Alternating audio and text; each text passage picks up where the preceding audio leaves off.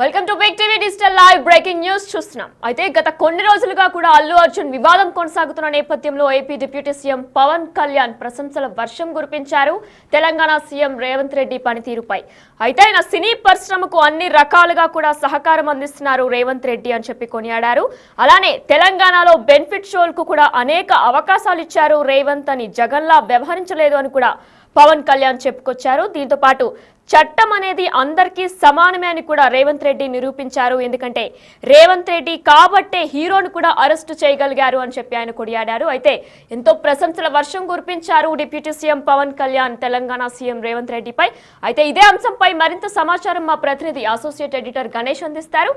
Yes Ganesh, అయితే రేవంత్ రెడ్డిపై కూడా ఎన్నో ప్రశంసల వర్షం కురిపిస్తున్నట్లు కూడా తెలుస్తుంది ఆయన పనితీరుపై. ఎందుకంటే ఒక హీరో అయినా సరే చట్టం తన పని తను చేసుకుపోతుంది అనే దానికి నిదర్శనంగా ఈరోజు రేవంత్ రెడ్డి వ్యవహరించారు అని చెప్పి పవన్ కళ్యాణ్ కొనియాడారు. దీనిపై అప్డేట్స్ ఏంటి? ఎస్ వినయన, ఇప్పటి వరకు చాలా వరకు అంటే దాదాపు 1 ఇయర్ పాలన ఇక్కడ తెలంగాణలో పూర్తయింది. అక్కడ దాదాపుగా ఒక 100 రోజుల పాలన ఏపీలో ప్రభుత్వం పూర్తి చేసుకుంది. అయినా ఎప్పుడు కూడా ఈ గవర్నమెంట్కి ఇక్కడ సంబంధించి కానీ లేకపోతే అక్కడ విషయాల్లో కానీ ఎప్పుడు కూడా డిప్యూటీ సీఎంగా ఉన్న పవన్ కళ్యాణ్ మీడియాతో మాట్లాడిన సందర్భాలు లేవని చెప్పాలి. ఎందుకు ఎన్నికలకు ముందు ఆయనే చెప్పారు. ఈ చిట్ చాట్లో ఈరోజు జరిగిన చిట్ చాట్లోన దాదాపుగా నేను ఎన్నికలకు ముందు అంటే ఎన్నికలు జరుగుతున్న సమయంలో మీడియాతో మాట్లాడాను, అప్పటి నుంచి మాట్లాడలేకపోయాను. ఎందుకంటే తనకు ఆ పని ఒత్తిడి ఆ విధంగా ఉంది. ఎందుకంటే మిగతా అనేక అంశాల్లోన నేను ముందుగా ఆ ప్రజలకు ఏదైతే హామీలు ఇచ్చామో హామీలు నెరవేర్చడం కోసం తాము ఉండాల్సిన అవసరం ఉంది కాబట్టి ఆ వైపు మేము దృష్టి సారించారు. అందుకే మీడియాని కలవలేకపోయాం అనేది ఆయన ప్రధానంగా మనకి ప్రస్తావించారు. ఇందులో కీలకంగా మనం ప్రస్తావించాల్సిన అంశం, అందులో చూడాల్సిన అంశం కూడా రేవంత్ రెడ్డి పాలన పైన ఆయన ఇచ్చిన ప్రశంసలు కావచ్చు, లేకపోతే ఆయన అబ్జర్వ్ చేస్తున్న తీరు కావచ్చు, మనకి చాలా ఆసక్తికరంగా కనిపిస్తుంది.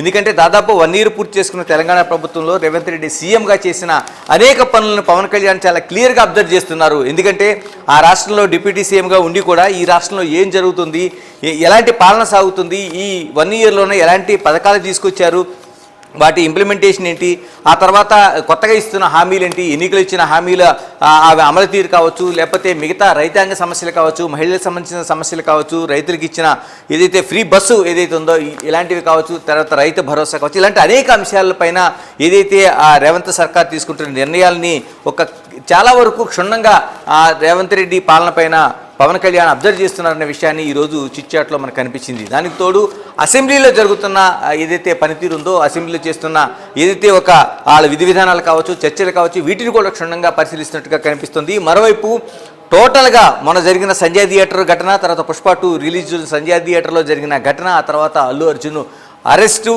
ఆ తర్వాత తొక్కిసలాట్లో అంతకుముందు తొక్కిసలాట్లో రేవతి చనిపోవడం, తర్వాత శ్రీతేజ ఆసుపత్రి పాలు కావటం, ఈ దాంట్లో దాదాపు 18 మంది పైన కేసులు నమోదు చేయడం, అందులో A11గా అల్లు అర్జున్ ఉండటం, పోలీసుల అరెస్టు, తర్వాత కింది కోర్టు ఆయనకి రిమాండ్ విధించడం, ఆ తర్వాత మధ్యంతర బెయిలు, ఆ తర్వాత అక్కడి నుంచి జైలుకి వెళ్ళడం, తర్వాత 12 గంటల్లోనే ఆయన బయటికి రావడం, ఆ తర్వాత అల్లు అర్జున్కి పరామర్శలు, ఆ కుటుంబానికి రేవతి కుటుంబాన్ని దగ్గరికి వెళ్ళకపోవడం, ఇలాగ అనేక అంశాలు. అంటే చివరికి ఆ ఘటన పైన అసెంబ్లీలో జరిగిన చర్చతో పాటు ఆ తర్వాత ఆ చర్చ తర్వాత అల్లు అర్జున్ పెట్టిన ప్రెస్ కాన్ఫరెన్స్ వరకు పవన్ కళ్యాణ్ చాలా క్షుణ్ణంగా చాలా కీన్గా అబ్జర్వ్ చేస్తున్నారనే విషయాన్ని మనం ఈ ఏదైతే మీడియా చిట్ చాట్ ఉందో ఈ చిట్ చాట్లోన మనం ఆయన మాట్లాడిన మాటను తీరుని బట్టి చూస్తే వీటన్నింటినీ ఆయన పరిశీలిస్తున్నారు, చాలా దగ్గర నుంచి చూస్తున్నట్లుగా ఉందనేది మనకు అనిపిస్తోంది. ఇందులో ప్రధానంగా రేవంత్ పాలన పైన ఆయన ముందుగా సినిమా ఇండస్ట్రీ కోసం ప్రస్తావించినప్పుడు సినిమా ఇండస్ట్రీలోన ఇన్ని బెనిఫిట్ షోలకి అంటే చాలా వరకు ఈ 1 ఇయర్లో చాలా వరకు బెనిఫిట్ షోలకి అవకాశం ఇచ్చారు, తర్వాత రేట్లు పెంచుకోవడానికి అవకాశం ఇచ్చారు. ఈ రోజున పుష్ప ఘటన జరిగిన తర్వాత, పుష్ప 2 ఘటన జరిగిన తర్వాత, సంజయ్ థియేటర్ ఘటన తర్వాత ప్రభుత్వం కీలకంగా నిర్ణయం తీసుకుంది. ఆ నిర్ణయంలో భాగంగా బెనిఫిట్ షోలకి లేవని చెప్పింది, తర్వాత టికెట్ రేట్లు పెంచుకోవడానికి వీలు పడదని చెప్పింది.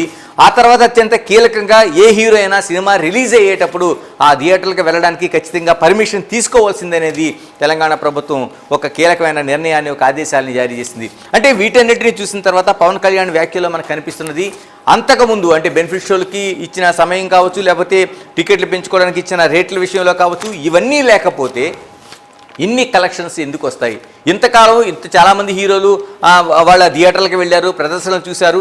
ఇవన్నీ కూడా అంటే ఇప్పుడు వచ్చిన రికార్డులు ఏవైతే ఉన్నాయో పుష్ప 2 వరకు వస్తున్న రికార్డులు ఈ బెనిఫిట్ షోలకు కానీ ఇలాగ రేట్లు కానీ ఇవ్వకపోతే ఏ విధంగా జరుగుతుందనేది ఆయన కీలకమైన ప్రశ్న చేశారంటే ప్రభుత్వం కోఆపరేట్ చేయబట్టే మీకు ఈ అవకాశం వచ్చిందని చెప్పారు.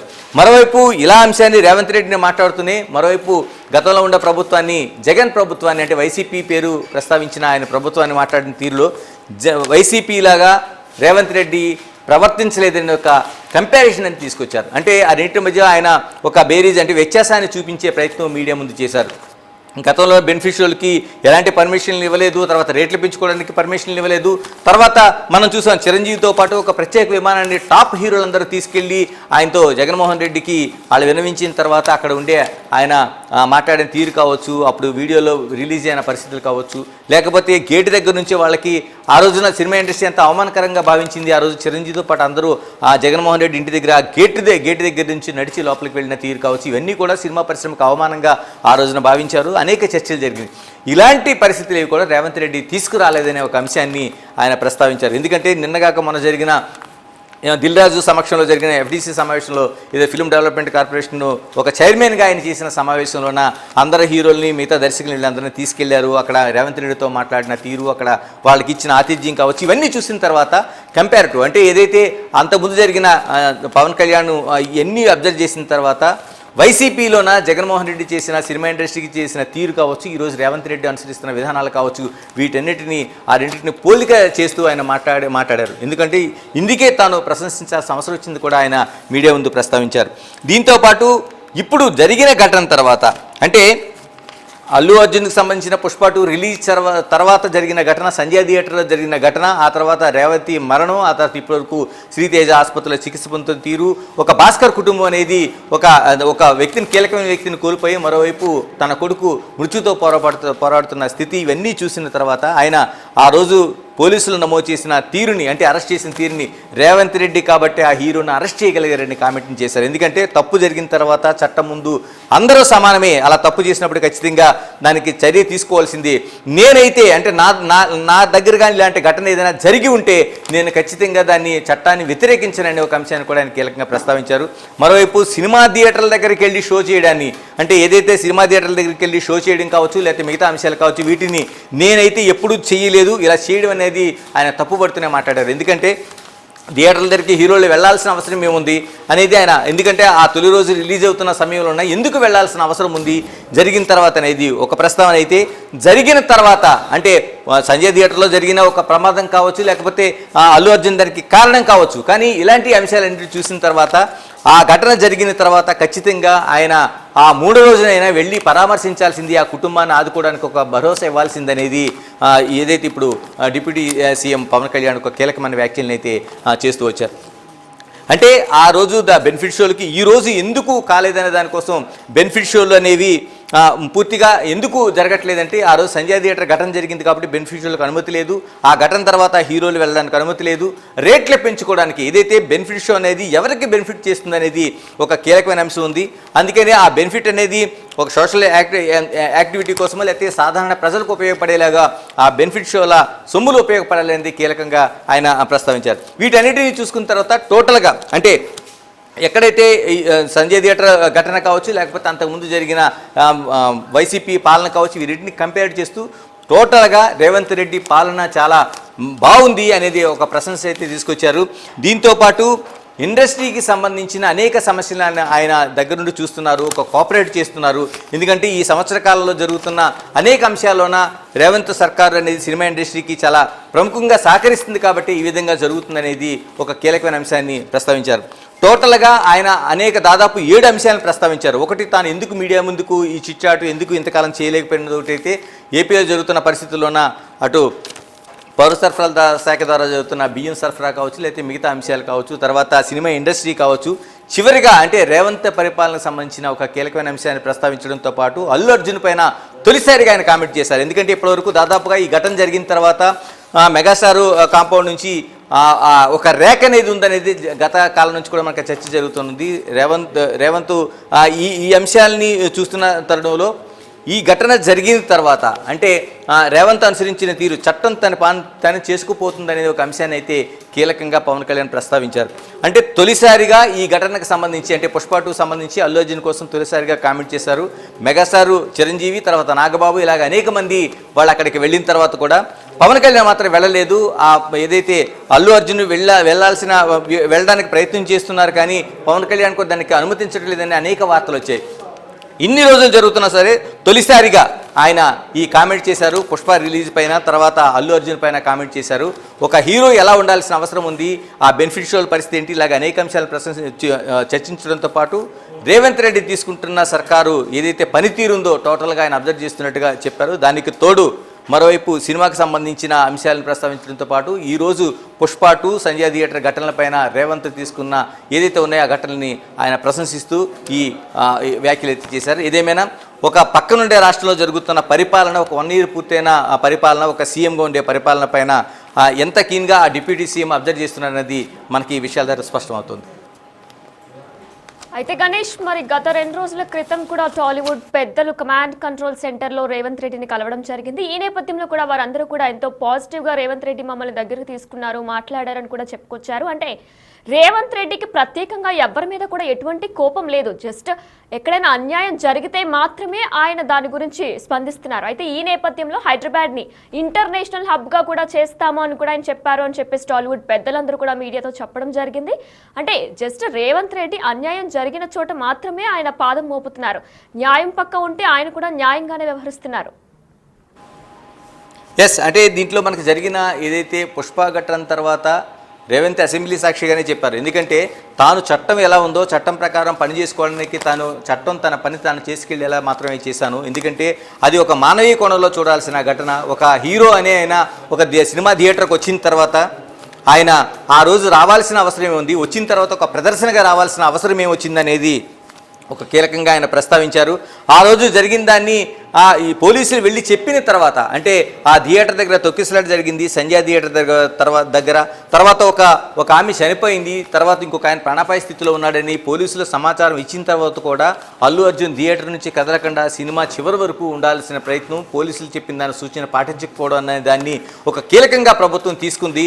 దీన్నే తప్పుపడుతూ వచ్చింది. ఎందుకంటే ఒక మానవీయ కోణం ఉండాలి, ఆ రోజున తొందరగా వచ్చి ఉంటే ఒక బాగుండేదనే ఒక అభిప్రాయం అయితే అన్ని చోట్ల వ్యక్తమైంది. ఇలాంటి అనేక అంశాలని చూసిన తర్వాత రేవంత్ రెడ్డి ఇదే విషయాన్ని అసెంబ్లీలో ప్రస్తావించారు. ఆ తర్వాత దీన్ని ఖండించిన తర్వాత దీన్ని ఏదైతే అసెంబ్లీలో జరిగిన ఘటన ఏదైతే ఉందో ఆ చర్చ దాన్ని అల్లు అర్జున్ ఖండించడంతో పోలీసులు పూర్తి సమాచారంతో ఆ రోజు ప్రదర్శన ఏ విధంగా జరిగింది, ఏ విధంగా వచ్చారు, ఆ తొక్కిసలాట ఏ విధంగా జరిగింది, అల్లు అర్జున్ రాకపోయింటే ఈ తొక్కిసలాట జరిగి ఉండేది అనే ఒక ప్రస్తావన అయితే తీసుకొస్తూ విడుదల చేసిన వీడియో అనేది అందరికీ చాలా వరకు రీచ్ అయింది. ఆ రోజు జరిగిన తప్పుని అందరూ గుర్తించేలా చేసింది.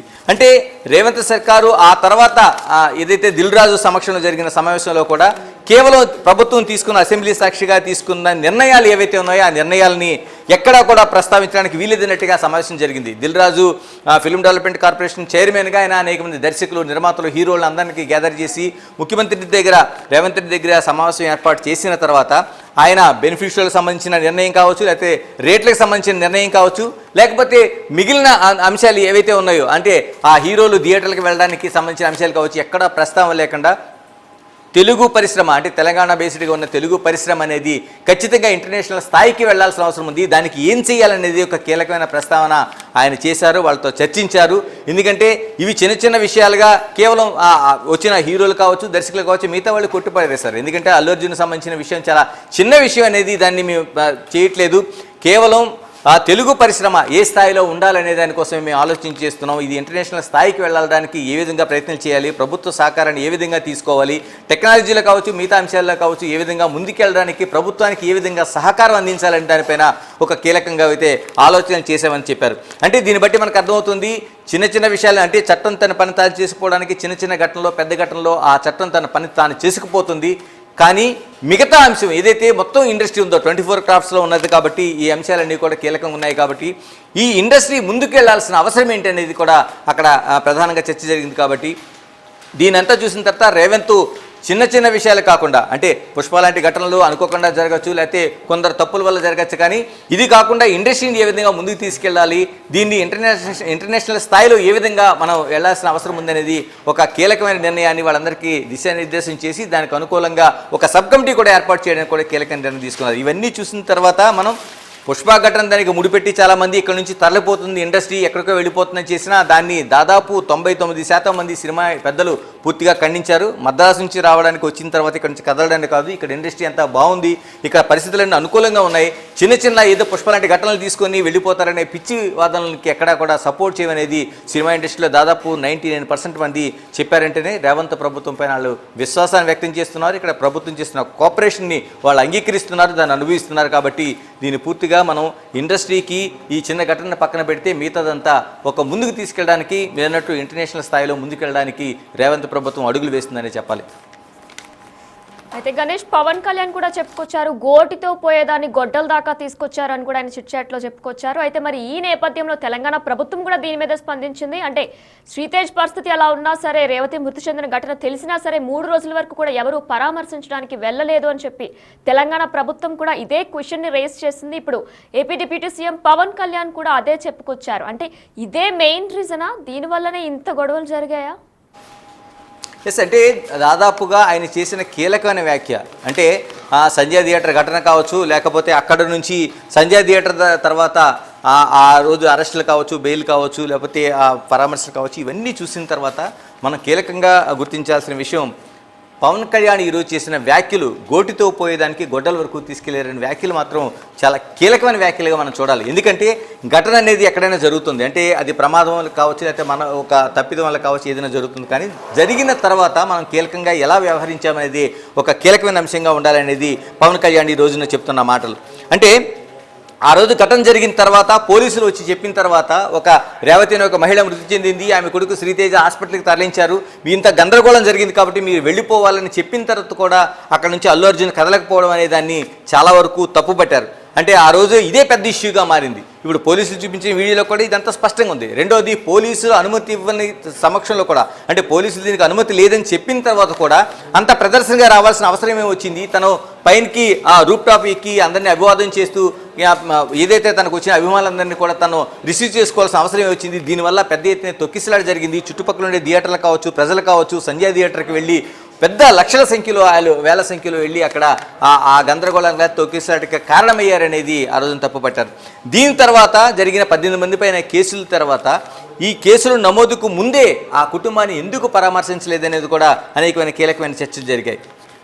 తర్వాత అరెస్ట్ జరిగినప్పుడు కూడా అంత తొందరగా, అంటే కింది కోర్టు ఏదైతే చేసిందో ఒక నాంపల్లి కోర్టు చేసిన తర్వాత హైకోర్టుకు వెళ్ళిన తర్వాత హైకోర్టులో అంత మధ్యంతర బెయిల్ అంత అర్ధాంతరంగా తీసుకోవాల్సిన అవసరం ఏమొచ్చింది, 12 గంటల్లో జైలు నుంచి బయటికి రావాల్సిన అవసరం ఏమొచ్చింది అనేది కూడా తప్పుపట్టారు.